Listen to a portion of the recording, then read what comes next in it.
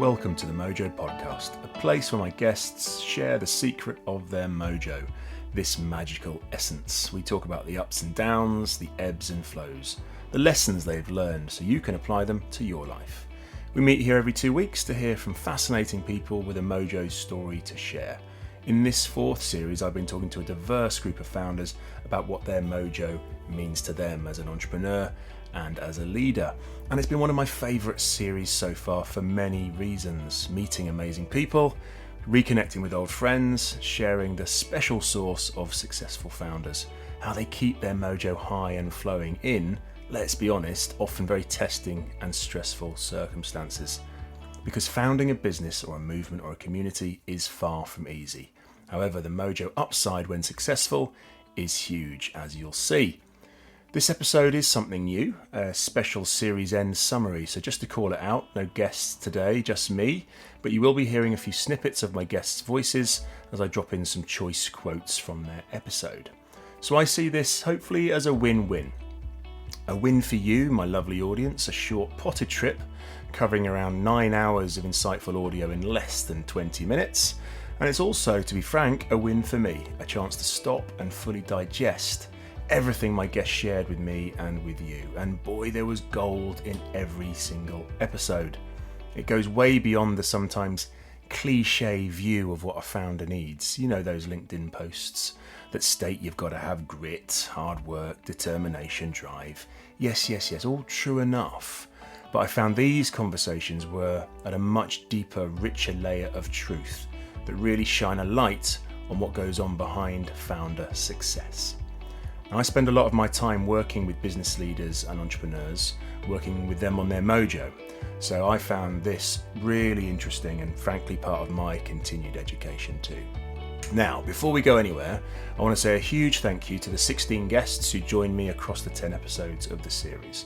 This podcast is entirely reliant on these magnificent people who come here and let me ask them deep and searching questions about life, business, and their mojo. You can find the full list of guests and episodes in the show notes. So if a particular story catches your imagination, you'll know how to find the full episode. I had so much fun with them all, sharing stories, celebrating milestones, such as the anniversaries of various businesses, and even the 50th Mojo episode. And also help them reflect on their own success, which can be difficult for founders who move very quickly from one success to the next thing, the next project, the next challenge, and don't often have the time. Many said that joining me on the podcast allowed them to look back with great satisfaction and to realise all they had learned and achieved. And I was pleased to help create the space for that reflection to happen. So as this is new, this episode is something of an experiment to dive into the unknown, as anything new is. So I'm suitably nervy-sighted, you might say. As listeners to episode 4 will remember, that was the definition of mojo that came from Jen Smith from Craft Media. Somewhere between nervous and excited. Yes, nervy-sighted sums it up really, really well.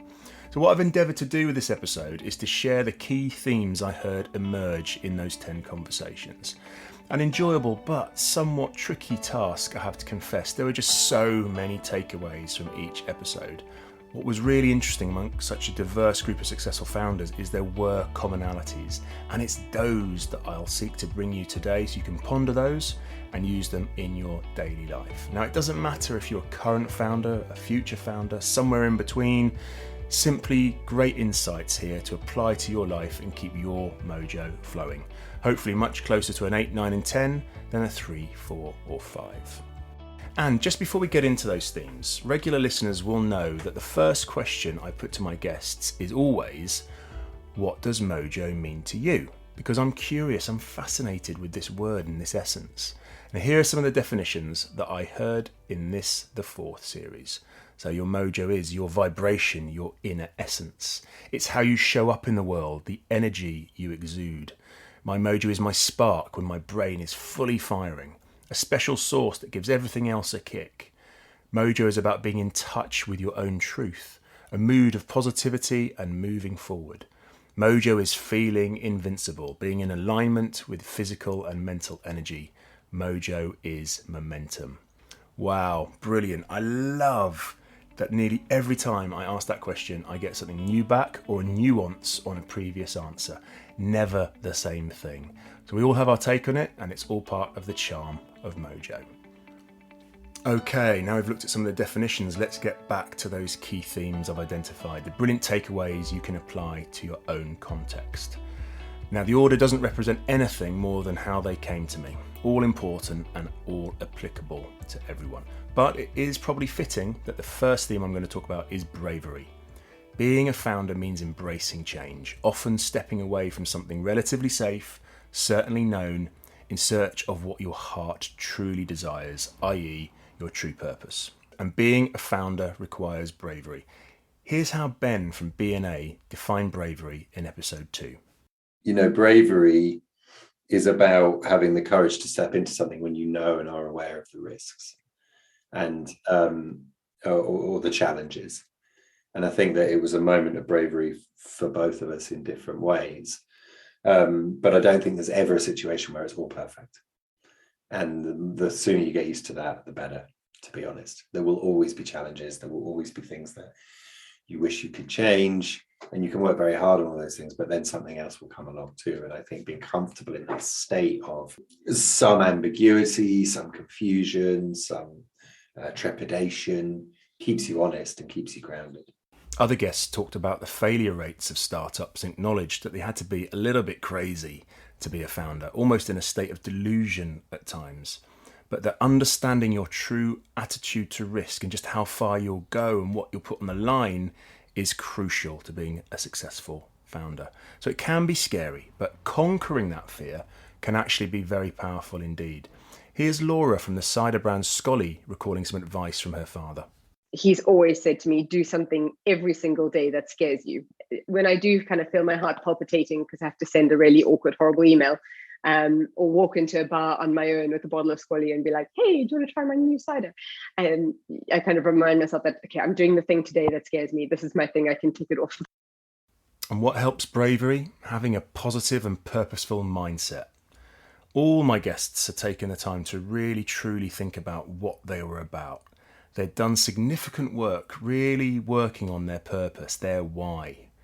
And all agreed that this was the best time that they had spent, understanding what truly fires them up, drives them, what matters to them. And this allows you then to make decisions and set a direction and create a vision. It becomes like a guiding light. So for anyone looking for what's next for you, always start here. Let's listen to Jamie from Lovecorn in episode 10 on his choice to claim a positive, purposeful mindset. I think this is what my brother and I talk about a lot, is like the only thing that we can really control are the inputs. And whatever happens to the outputs is normally out of our control. But as long as we're putting the right inputs in, then that's the best all we can do. So first and foremost, the best inputs that we've done is we've created an amazing brand and an amazing product. So our attitude is, it's not a no, it's just not now. Our attitude is that we're going to be in every retailer and every store in the next 5+ years. And then Karen from Smashing the Glass in episode 8 told it very plainly that you could basically forget about being a successful entrepreneur if you maintained a negative and fixed mindset. Life and business moves too fast and you have to adapt and pivot quickly. And she should know, as her core business was based around the wedding industry, which took something of a dip during the pandemic. But her positive purpose mindset allowed her to quickly move on, and she found the time and space to conceive a completely new membership platform during COVID, which is now actually bigger than her original brand. There's a well-used quote in business that a principle isn't a principle until it's cost you some money. And that brings us to our third theme, values and principles. This is about knowing them, getting clear on them, and keeping to them. Values and principles really tell us what we're all about, what we will do, what we won't do, what sort of clients we want to work with even. And that quote really came alive when Ben in episode 2 told me about how a values clash with their first ever client at B&A meant that he and his partner decided to put principle before profit and actually walked away from their first project as they knew there would be serious issues further down the line.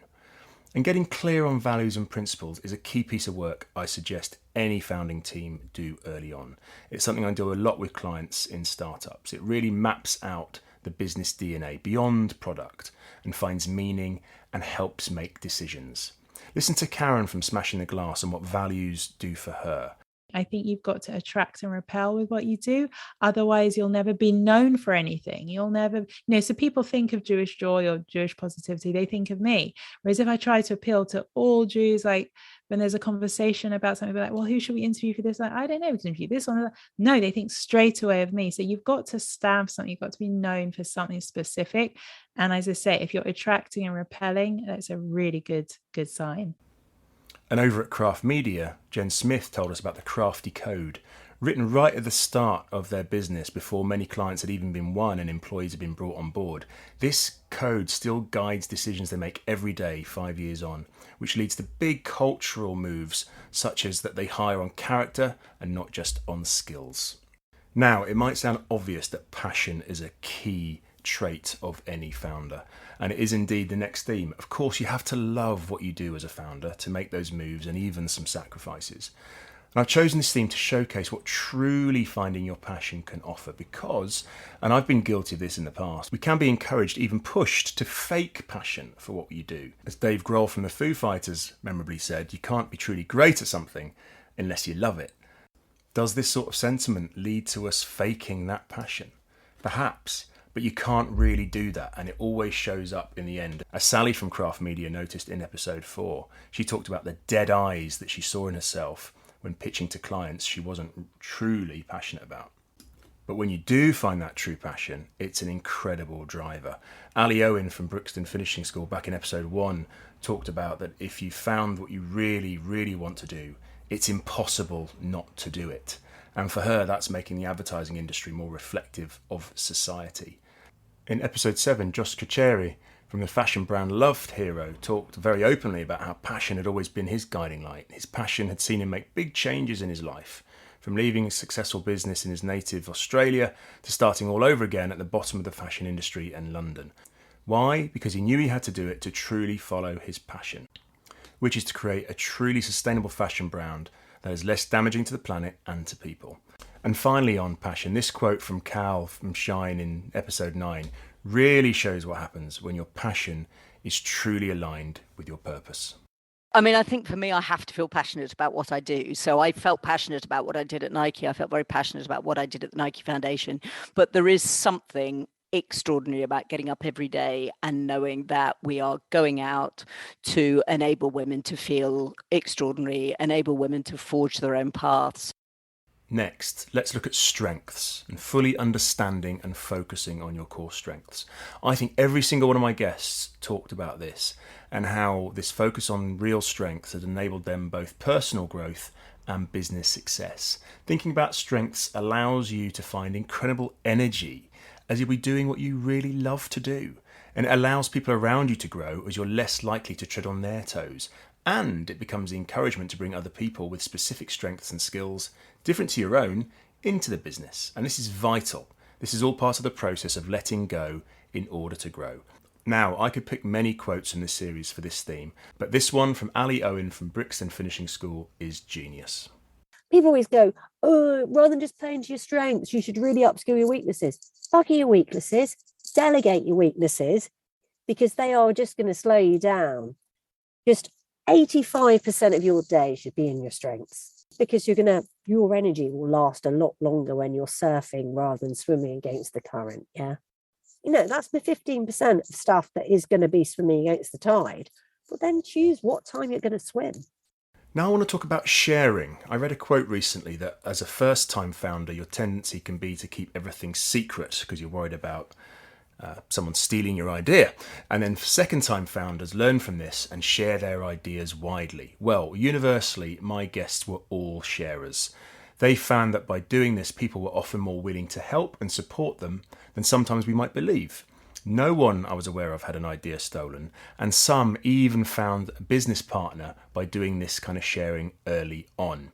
Here's Kate from Liberty Hive on how they use LinkedIn to take their fledgling idea for a new tech platform that matches great people to create roles to market. Won't lie, it probably took us 2 days to build up to sending that one message on LinkedIn, and then we sort of poured over it. We looked at it again and again to make sure we had it right, and then we sort of pressed send, and it just went. And you're right, at that point we didn't have any technology, we only had an idea about what we wanted to create, and because it's a community-based idea, the response was phenomenal. I think we got about 13 or 14,000 likes, comments very, very quickly. And from there, that gave us confidence, obviously. And then from there, we ended up building up a community of about 150 people before we'd even launched the technology platform. So before we'd even launched, we had these people that were supporting us, contributing, talking to us, which is incredible. And for me, sharing also covers getting a great support network around you as a founder, sharing the burden, if you like, and sharing what you need in order to be the best version of yourself. Here's Anda Ganska, the founder of Notch, in episode 6, talking to this theme. It's also important to create a network of people who can help you navigate your own mind through those hard problems. So coaches, therapists, your co-founders, your board, your advisors, not just your friends and your life partner, but really people who are invested in your own, ability to be a leader. And this leads nicely into the 7th theme, self-care habits. I tend to finish the episode by asking my guests what are the things they have to do every day to keep their mojo high. And what really came out here were these habits of self-care. And this ranged from making your bed every day to getting outside into nature, exercising, breathing properly, even shamanic ceremonies. And all my guests understood how having a daily practice around self-care helped manage the demands of being a founder, keeping you grounded in a storm. Because the pressure and burden can be intense and immense when the expectation on you is not just your own, but from your employees, your clients, as well as family and friends. People are relying on you, the founder, to be at your best so they, your team, can pay their mortgages. This is a lot. So focusing on self-care and remembering that you need to put on your own oxygen mask first to be of more help to those around you is vital. And finally, a relatively new thought came to me as I was finishing the series.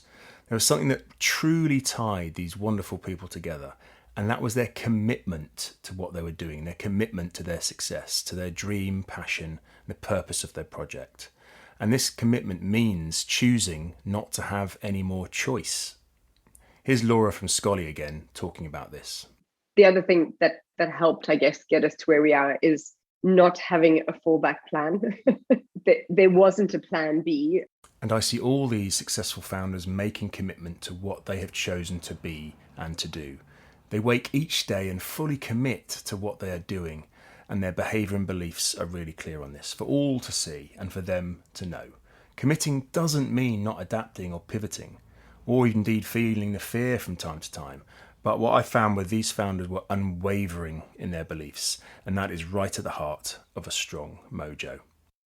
I really believe great things sit within all of us. We all have amazing potential when we decide to commit to creating our own reality. It's my encouragement and my wish that you find your thing, whatever shape it takes. And I believe you'll find that you have the mojo in place to make it happen. I really hope this summary of the 10 episodes in this series has been valuable for you. I enjoyed the challenge of creating something a bit different. So as ever, please do let me know what you think and what the impact for you has been. You can do this with a review on Apple Podcasts, a comment on LinkedIn, or a direct message to me on email. And I've had many of these about the series. It's truly humbling to get this feedback and really lifts my mojo to bring you even more content in the future. And on that, Series 5 of the Mojo Podcast will emerge into the light in September of this year. It's going to be a series of conversations with people who can support your mojo. I'm calling it the practitioners. They are teachers, mentors, coaches, experts, all with their own mojo story to tell, and also more tips and insights for you to draw on. I know it's going to be a joy. Until then, I truly hope your mojo continues to flow.